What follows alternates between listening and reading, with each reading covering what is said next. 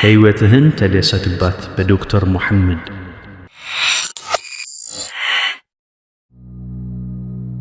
ይህ የቀልብ ዶክተር ድምጽ ነው።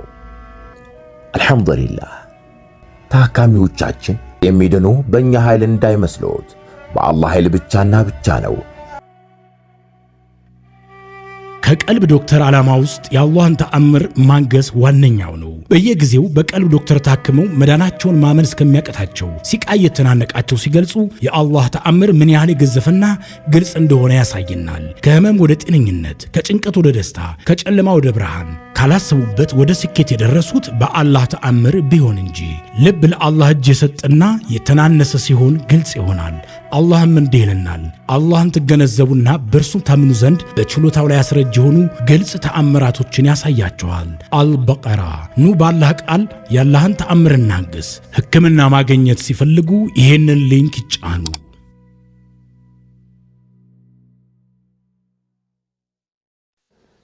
ሰላሙ አለይኩም ወራህመቱላሂ ወበረካቱ።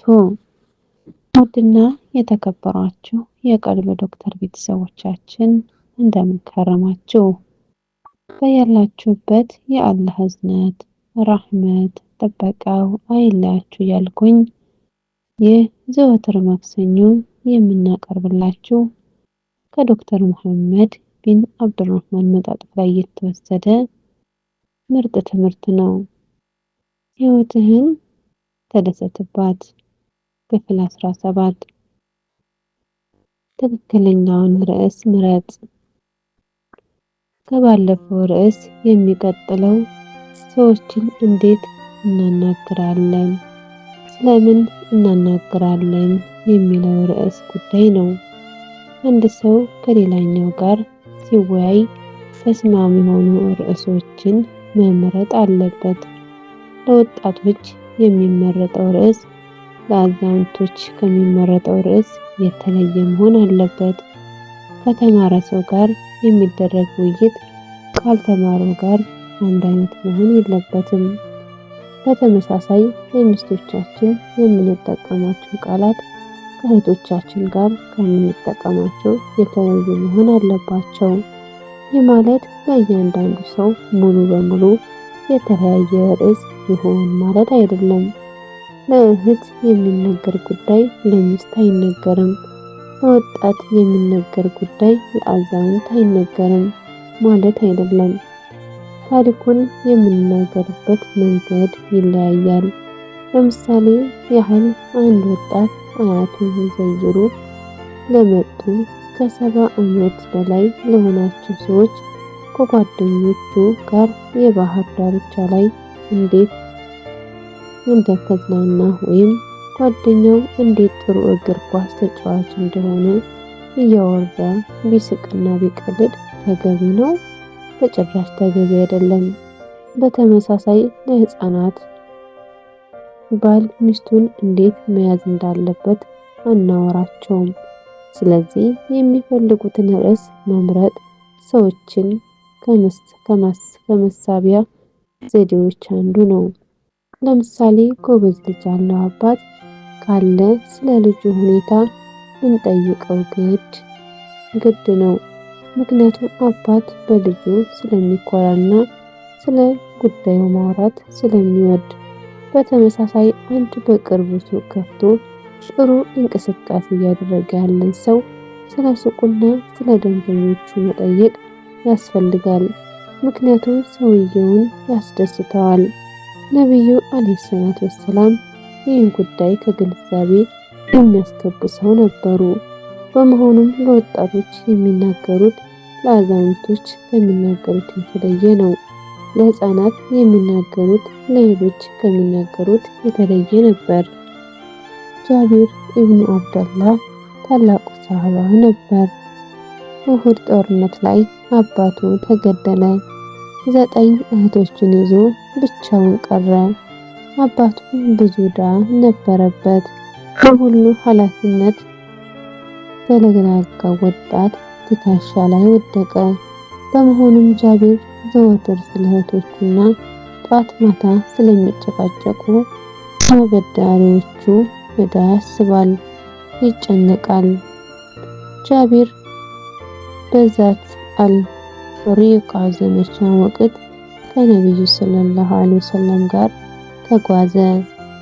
የሚጋለብባት ግመል በጣም ደካማና መራመድ ያቃታት ነበረች። ደህና ግመል የሚገዛበት ገንዘብ አልነበረም። በመሆኑም ከሰው ሁሉ ወደ ኋላ ቀረ። ነብዩም ሰለላሁ ዐለይሂ ወሰለም ከጦሩ ኋላ ላይ ነበሩና ጃቢርን አገኙት። ነብዩም ጃቢር ምን ችግር አጋጠመ ሲሉ ጠየቁት። ግመሌ ወደ ኋላ አስቀረችኝ አላቸው። ነብዩም መሬት ላይ አስቀምጣት አሉት። አስቀመጣት። ጅራፍህን ወይም አንድ የዛፍ ቅርንጫፍ ቆርጠህ ስጠኝ አሉት። ሰጣቸውና ቀስ አድርገው መታ አደረጓት። ግመሏ ነቃ ብላ ተነሳች። ተሰቀለባትና በደስታ ከነብዩ ሰለላሁ ዐለይሂ ወሰለም ጋር ይጓዙ ጀመር። ግመሏ ጠንካራ ሆነችለት። ነብዩም ሰለላሁ ዐለይሂ ወሰለም ከጃቢር ጋር ውይይት ጀመሩ። ከሱ ጋር ለማውራት ምን አይነት ርዕስ መረጡ? ጃቢር ወጣት ነው። ወጣቶቹ ስለ ትዳርና ስለ አኗኗራቸው ማውራት ይወዳሉ። እናም ጃቢር ሆይ አግብተሃል አሉት። አዎ ሲል መለሰ። ልጃገረድ ወይስ አግብታ የፈታች አሉት። አግብታ የፈታች አላቸው። ነብዩም በዚህ እድሜ አግብታ የፈታች ሴት ማግባቱ ገርሟቸው ለምን ልጃገረድ አላገባህም አሉት። የአላህ መልእክተኛ ሆይ አባቴ በኡሁድ ጦርነት ላይ ተሰውቷል። 9 ሴት ልጆችን ትቶብኝ ነው የሞተው። እኔም በእነሱ እድሜ ያለች ትንሽ ልጅ አምጥቼ መጨመር አልፈለኩም። ይልቁንም እንደ እናት እንድትሆንላቸው በማሰብ እድሜዋ ከፍ ያለ ሴት ማግባት መረጥኩ አለ። ነብዩ ሰለላሁ ዐለይሂ ወሰለም እያወሩት ያለው ለእህቶቹ ሲል የራሱን ደስታ አሳልፎ የሰጠ ሰው መሆኑን ተረዱ። ስለሆነም በሱ እድሜ ላለ ወጣት የሚሆን ቀልድ ሊነግሩት ፈለጉ። ምናልባትም ወደ መዲና ተቃርበን ሳራር ላይ ከመዲና 5 ኪሎ ሜትር ስንደርስ ነው ሚስትህ እየመጣህላት መሆኑን ሰምታ ትራሶቹን የምታዘጋጀው አሉት። ይህም ማለት ምንም እንኳ አግብታ የፈታች ብትሆንም ሁሌም ሙሽራህ ናት። በመመለስ ትደሰታለች። ምንጣፏን አንጥፋ ትራሶቿን አስተካክላ በጉጉት ትጠብቃለች ማለታቸው ነው። ጃቢር ድህነቱን አሰበና ትራስ የአላህ መልእክተኛ ወላሂ ትራስ የለንም አላቸው። ነብዩም ኢንሻአላህ በቅርቡ ትራስ ይኖርሃል አሉት። ጃቢር አሉት ምን ልታዘዝ የአላህ መልእክተኛ አለ። ነብዩም ይህችን ግመል ትሸጥልኛለህ በማለት ጠየቁት። ይህች ግመል ለጃቢር ሀብት ናት። ምንም እንኳ ከዚህ በፊት ደካማ የነበረች ቢሆንም አሁን በጣም ጠንካራ ሆናለች። ሆኖም ለነብዩ ጥያቄ አሉታዊ መልስ መስጠት ተገቢ አይደለም። እናም የአላህ መልእክተኛ ስንት ይገዙኛል አላቸው። 1 ዲርሃም አሉት። 1 ዲርሃም የአላህ መልእክተኛ እየቀለዱብኝ ነው አይደል አለ።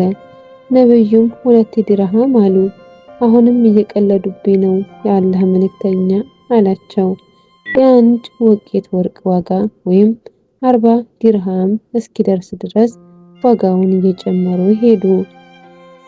ጃቢርም እሺ መዲና እስክደርስ ድረስ ግን እጋልባታለሁ አለ። ነብዩም ተስማሙ። መዲና ሲደርስ ጃቢር ቤቱ ሄደና የግመሏን ጭነት አወረደ። ከዚያም ሶላት ሊሰግድ ሲሄድ ግመሏንም ይዞ ሄደ። ሰግደው ሲወጡ የአላህ መልእክተኛ ሆይ ይሄው ግመሉ አላቸው። ነብዩ ቢላል ሆይ ከ40 ዲርሃም ላይ የተወሰነ ጨምረህ ስጠው አሉት። ቢላል ገንዘቡን ሰጠው። ጃቢር ገንዘቡን ተቀብሎ በዚህ ገንዘብ ምን ላድርግበት? ግመል ልግዛበት ወይስ የቤት ዕቃ በማለት እያሰላሰለ ወጣ። ነብዩም ወዲያውኑ ቢላል ሆይ ግመሏን ውሰድና ለጃቢር ስጠው አሉት። ቢላል ግመሏን ይዞ ጃቢርን ፍለጋ ወጣ። አገኘውና ግመሏን ውሰድ አለው። አዲስ ነገር ተፈጠረ አለ ጃቢር። ነብዩ ሰለላሁ ዐለይሂ ወሰለም የሽያጩን ውል ሳያፈርሱ እንዳልቀረ እያሰበ፣ ቢላልም የአላህ መልእክተኛ ግመሏንም ብሩንም እንድትወስድ ፈቅደውልሃል አለው። ጃቢር ወደ ነብዩ ሰለላሁ ዐለይሂ ወሰለም ተመለሰና ምን እንደተፈጠረ ጠየቃቸው። ግመልህን ለመውሰድ ካንተ ጋር በዚህ መልኩ የምደራደር ይመስላል አሉት። ግመሏን ለመግዛት ከፈለኩ ዋጋ እንድትቀንስልኝ አልጠይቅህም ነበር፣ ጥቂት ገንዘብ በመስጠት ላገዝህ ስለፈለኩ ነው ይህን ያደረኩት ማለታቸው ነው። ምን አይነት ድንቅ ባህሪ ነው! ከወጣቱ ጋር ለመወያየት ጥሩ ርዕስ መረጡ። ይረዱት ሲወስኑ ደግሞ በታላቅ ርህራሄና ፍቅር አደረጉት። አንድ ቀን ጁለይብ የተባለ ወጣት ከነብዩ ሰለላሁ ዐለይሂ ወሰለም አጠገብ ቁጭ ብሎ ነበር። ከነብዩ ሰለላሁ ዐለይሂ ወሰለም ታላላቅ ሰሃቦች ውስጥ አንዱ ሲሆን ደሃና መልከ ጥፉ ሰው ነበር። ከዚህ ላጤ ወጣት ጋር ለመወያየት ነብዩ ሰለላሁ ዐለይሂ ወሰለም ምን አይነት ርዕስ ቢመርጡ ጥሩ ነው? ስለ አረብ ዝርያዎችና የትኛው ከየትኛው ይበልጥ የተከበረ ስለመሆኑ፣ ስለ ገበያና ስለ ሽያጭ ህጎች አይደለም። ይልቁንም ጁለይቢብ ለሱ የሚስማማ የተለየ አጀንዳ ያለው ወጣት ነው። ስለሆነም ስለ ጋብቻ ሁኔታው ጠየቁት። እሱም እኔን የሚፈልገኝ ማንም የለም አላቸው። ነብዩ በአላህ ዘንድ ዋጋ ትልቅ ነው አሉት። ነብዩ ለጁለይቢብ ሚስት መፈለግ ጀመሩ። ከዚያም አግብታ የፈታች ልጁን እሳቸው እንዲያገቧት የጠየቃቸው አንድ አንሷር ትዝ አላቸው። ልጅህን ለትዳር እፈልጋታለሁ አሉት። የአላህ መልእክተኛ ሆይ በጣም ደስ ይለኛል አላቸው። ነብዩም በእርግጥ የፈለኳት ለራሴ አይደለም አሉት። ሰውየውም ታዲያ ለማን ነው በማለት ጠየቃቸው። ለጁለይቢብ ነው አሉት። በጣም በመገረም ጁለይቢብ የአላህ መልእክተኛ እስቲ እናቷን ማማክራት አለ ሰውየው። ነብዩም ሰለላሁ ዐለይሂ ወሰለም ልጅሽን ጠይቀዋል አላት ለሚስቱ። በጣም ጥሩ ነው፣ ለነብዩ ሰለላሁ ዐለይሂ ወሰለም ዳራት አለች። ለራሳቸው አይደለም የፈለጓት አላት። ታዲያ ለማን ነው አለች። ለጁለይቢብ ነው አላት። ልጇ ደሃና መልከ ጥፉ የሆነን ሰው ታግባ መባሉ በጣም አስደነገጣት። በጭራሽ ጁለይቢብን እንድታገባ አልፈቅድም፣ ሌሎች ስንት ወንዶችን መልሰናል አለች። አባቷ አዘነ። ሁኔታውን ሊነግራቸው ሲነሳ ልጅቷ ከክፍሏ ሆና ማን ነው እሱን ታግባ ያለው ስትል ጠየቀች። የአላህ መልእክተኛ ናቸው አላት። ታዲያ የነብዩን ጥያቄ ነው የምትመልሱት? አጋቡኝ፣ እሳቸው መጥፎ ነገር እንዲደርስብኝ አይፈልጉም አለች። አባቷም ወደ ነብዩ ሄዶ የአላህ መልእክተኛ ሆይ ምርጫው የእርስዎ ነው፣ ከፈለጉ ጁለይቢብን ያጋቧት አላቸው። ነብዩም አጋቧቸውና ጌታዬ ሆይ ጥሩ ነገርን አብዝተህ ስጣቸው፣ ሕይወታቸውን የልፋትና የችግር አታደርግባቸው በማለት ዱዓ አደረጉላቸው። ብዙም ሳይቆይ ጁለይቢብ ከነብዩ ሰለላሁ ዐለይሂ ወሰለም ጋር ለውጊያ ወጣ።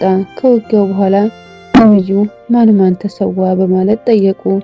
ሰሃቦችም እከሌ በማለት ነገሯቸው። ነብዩም ጁለይቢብን አላየሁት ንሳ አሉ። ሰሃቦች ከሟቾች መካከል ጁለይቢብን መፈለግ ጀመሩ። ከብዙ ፍለጋ በኋላ ከሰባት ሃይማኖት የለሽ ሰዎች አጠገብ ወድቆ አገኙት። ነብዩም ሬሳውን እየተመለከቱ 7 ገድሎ ተገደለ። እሱ ከእኔ ነው እኔም ከሱ ነኝ አሉ። አቀፉትና ሱሐቦች በጉድጓድ እንዲቆፍሩ አዘዙ። አነስ ሲናገር መቃብሩን ቆፍረን እስክንጨርስና ቀብር እስኪገባ ድረስ ጁለይቢብን በነብዩ ሰለላሁ ዐለይሂ ወሰለም እጆች ላይ ነበር። ወላሂ ከዚያ በኋላ ከአንሷሮች የጁለይቢብን ሚስት ያህል በርካታ ባሎች የጠየቋት አግብታ የፈታች ሴት የለችም ብሏል። በዚህ መልኩ ነው ነብዩ ሰለላሁ ዐለይሂ ወሰለም እንግዶቻቸውን ላለመሰልቸት ሲሉ ተገቢውን የውይይት ርዕስ የሚመርጡት። አንድ ቀን ከሚስታቸው አይሻ ጋር ቁጭ ብለው እያወሩ ነበር። ለመሆኑ ከሚስት ጋር የሚወራው ጥሩ ጉዳይ ምን አይነት ይመስልሃል? ስለምን ቢያወሩላት ጥሩ ነው?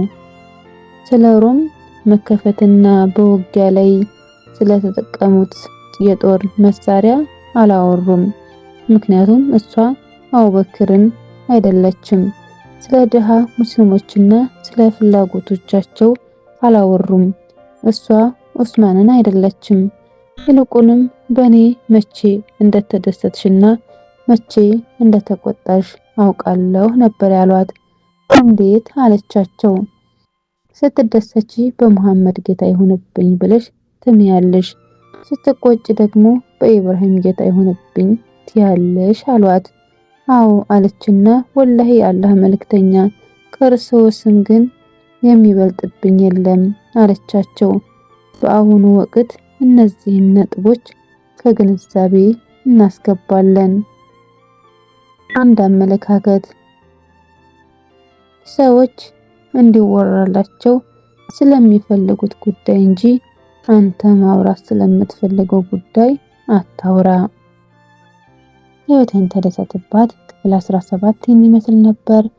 በክፍል 18 እስከምንገናኝ ድረስ ኢንሻአላህ አሰላሙ አለይኩም ወራህመቱላሂ ወበረካቱሁ።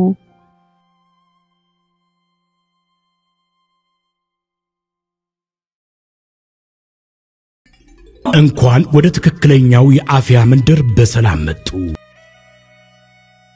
የቀልብ ዶክተር በሲህር በጅን በአይንናስ እንዲሁም የስነ ልቦና ጫና የደረሰባቸው የሰው ዘር ፍጥረታት በሙሉ ታክመው የሚድኑበት ነው።